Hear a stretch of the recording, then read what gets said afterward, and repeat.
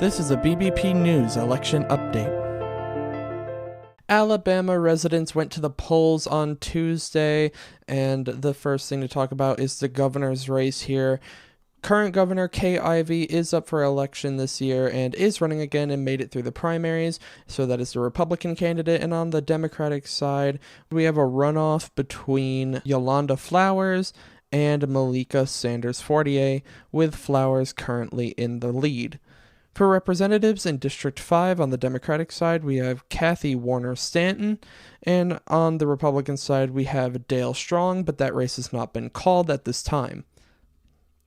In the Senate, for the Richard Shelby replacement, we have on the Democratic side, we have Will Boyd, and on the Republican side, we have a runoff between Katie Britt and Mo Brooks, with Britt currently in the lead. Now moving over to Arkansas, they also voted on Tuesday in the governor's race because their current governor reached their term limit.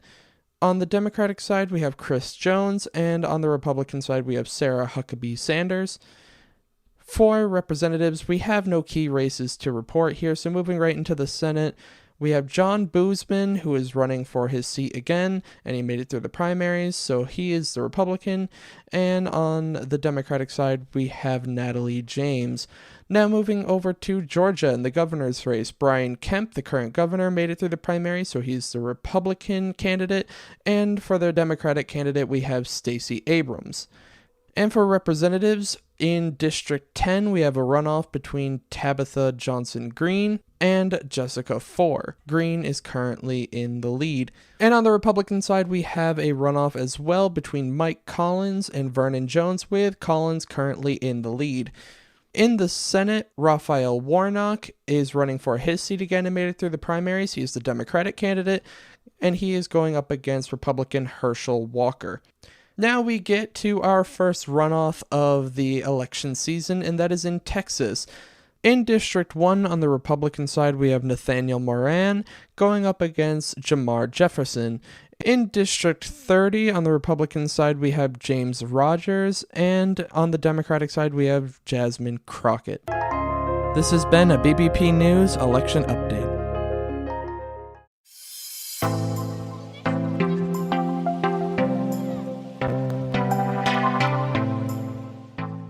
Welcome back to another episode of BBP News. Nick is not here today. It's just me. I can't believe he's letting me fly solo. I can't believe he's trusting me. Hopefully you're in good hands, but a little birdie told me that he will be back later for a good news for this morning, because, you can't miss out on good news, especially now. But anyways, getting right into the weather. This morning in Los Angeles, California, it is mostly sunny, 69 with a mostly sunny weekend. In Houston, Texas, it is sunny today with a high of 94 degrees. Boy, is that hot. And with a mostly sunny weekend. And in Chicago, Illinois, it is raining, 57 with a mostly sunny weekend. And in New York City, it is scattered thunderstorms today with a high of 78 degrees with a mostly sunny weekend. Well, it's Memorial Day weekend. I hope everyone, gets Monday off. They get to enjoy the nice long 3-day weekend. I know I will be. I hope you all will be. But just because there's the 3-day weekend, we will be back here Monday morning. I know Nick's kicking off his 3-day weekend early today. Lucky him. I'm a little bit jealous. I'm not gonna lie. But don't tell him that I said that, because he'll rub it right in. But yeah. I hope to get out, barbecue. The neighbors get together and we have a nice little barbecue, usually Memorial Day weekend. So I'm looking forward to that. And it looks like the weather is supposed to be pretty decent. So I hope wherever you are, the weather will also be decent. But we do have some news to get into this Friday morning. As I'm sure you are all aware, there was a school shooting in Uvalde, Texas, on Tuesday, and according to Governor Abbott, a gunman opened fire in a classroom, killing 19 children and 3 other adults. The gunman is dead after police forced their way in, shooting him, and before arriving to the school, the gunman also shot his grandmother. President Biden addressed the country later that night, and it was less than a 10-minute speech, around 7 minutes long, and it was a primetime address. In the speech, he was obviously upset and emotional. As a nation, we have to ask, when in God's name are we going to stand up to the gun lobby?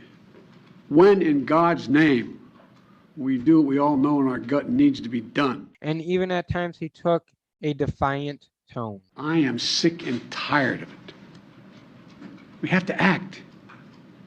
And don't tell me we can't have an impact on this carnage. The president said the facts about what happened Tuesday were still coming in, and even as I'm recording this, there are still things we have still not learned about the shooting. The president said he was informed of the shooting when he was on his 17-hour flight home from Asia, and he also said he realized what happens in other countries. They have domestic disputes in other countries. They have people who are lost. But these kinds of mass shootings never happen with the kind of frequency they happen in America. Why? Why are we willing to live with this carnage? Why do we keep letting this happen? Where in God's name is our backbone to have the courage to deal with it and stand up to the lobbies? It's time to turn this pain into action. The president also spoke about the pain the families are feeling that lost loved ones that day. Is near to the brokenhearted and saves the crushed in spirit. So many crushed spirits.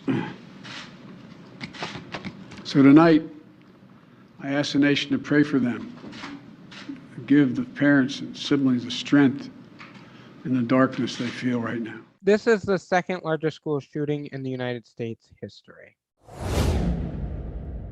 And just in the last 2 weeks, we have had two mass shootings, one in Buffalo, New York, and the other in Uvalde, Texas. During the time, many people are looking at what Congress has done and what President Biden can do. Essentially, the president can't do much without Congress, but President Biden has issued executive orders and has been trying to make modest changes within the authority he has. We talked about regulations he is trying to make to ghost guns in early April, and he also issued several government agencies to try and stop the flow of illegal guns across state lines in early February. Then we look at Congress, and no significant gun laws have been passed by both chambers in several years. And at this point, it is unlikely anything can pass with the current makeup of the Senate. More on that on Monday's show. A bill did fail Thursday in the Senate fighting terrorism in the United States, but more on that Monday.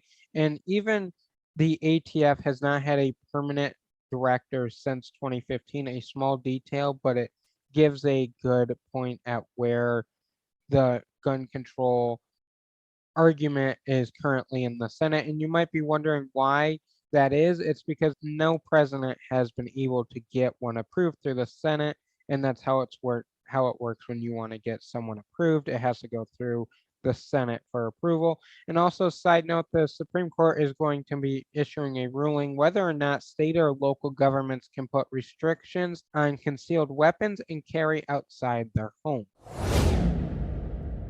According to the FBI, they just released a new report earlier this week, days before the mass shooting in Texas, and mass shootings in the U.S. has increased more than 58% from last year. The FBI has a very strict criteria of what they can define as a mass shooting and what is not. It has to be an event in a public place in more than one location where the shooter's actions are the result of another criminal's act resulting in mass killing, where the shooter was focused on killing as many people as they can, and aiming for people, not buildings or objects. According to the FBI, in 2021, 61 shootings met that horrific criteria, and that is more than 50% over 2020 and nearly 97% more than 2017.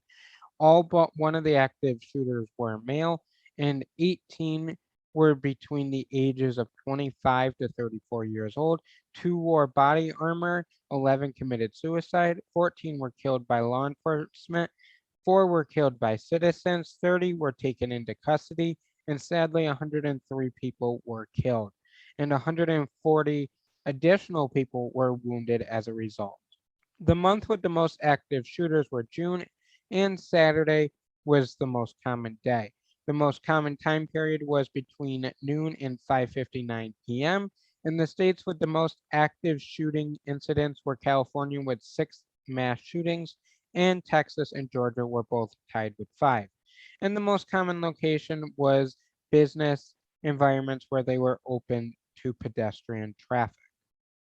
The report did not give any specific reasons on why this is happening or why it has gone up, but it did conclude by saying the FBI remains dedicated to assisting all federal and state in active shooter prevention, along with training private citizens on the risks and resources out there. Getting into rapid news, an appeals court Thursday rejected an effort by former President Donald Trump and his 2 children, Donald Trump Jr. and Ivanka Trump, to avoid being deposed as part of a civil fraud investigation conducted by the New York Attorney General's office, and federal regulators slapped Twitter with a $150 million fine for allegedly misleading users about how it used their personal data. Nick, what do you have for this Friday morning good news? All right, so for our good news story this morning, I have just something that's really cool. This is a really neat story in my opinion. It's a little different from what we usually have on here, so, I figured I had to throw this one out there. It put a smile on my face, so enough beating around the bushes. Let's just get right into it. The story today is about a 70-year-old woman, Rita Collins, who actually drives a van across country, but doesn't just drive it. She actually drives a portable bookstore.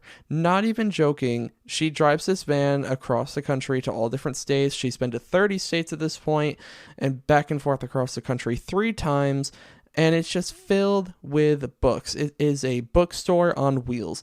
And she just goes around to all different cities and all different states to different book fairs and book events, and just will go to different places in these different cities and states and just sell these books and share her love for books and her love for socializing with people, and she'll share all that through this portable bookstore. She had originally gotten in touch with a mechanic just asking like, hey, I want something that's simple, something that's large and can hold a lot of books, that has a lot of space for a lower cost and stuff. And originally they didn't think that they were going to find anything, but the mechanic called back like a week later and was like, hey, so we have something for you. So then she worked with an architect. She worked with a graphic designer to get the logo fashioned and the shelves put in. And so, yeah, floor to ceiling, all filled with books. And they even designed it so that everything sits at a slight angle, a 15-degree angle, so that the books don't fall when she's driving. If you sit them perfectly upright, chances are they're going to fall. And so they have them set at an angle. So she planned this whole thing out, like detail for detail, made it a little business. And she even says herself, like, she's not a businesswoman, but she believes that someone really could turn this into a business.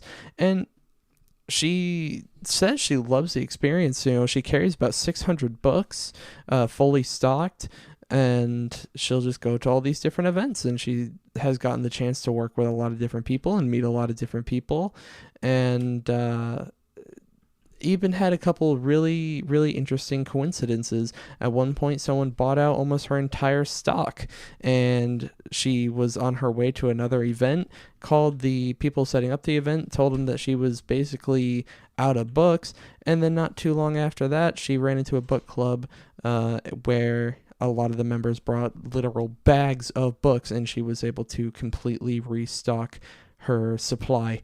So just some cool, experiences, a lot of socializing with different people throughout this journey. Overall, this is just a really cool story in my book, because to think that someone would do this, just in general, is insane. And not only that, she is 70 years old. Now, I can only imagine, but from what I know, a lot of 70-year-olds don't want to spend all their time driving across country just like in a car or a van or whatever for hours upon hours at a time. But she says she absolutely loves this. She loves what she does. And it's interesting because she actually wants to find a business partner who can take over the operation when she is, unable to do it any longer. So just a really, really neat story. Definitely not something you hear every day. So this is something I absolutely love. Nick, that is an awesome good news story. You always come through with the best good news stories. Thank you. We need good news right now as much as we can get. That is the end of this Friday morning news episode. We will be back here Sunday morning with what to expect in the upcoming week. And then Monday morning, Memorial Day, we will also have a news episode for all of you to catch you up on all the other news that has gone on this week and throughout the weekend. Until then, have a great long weekend, everybody.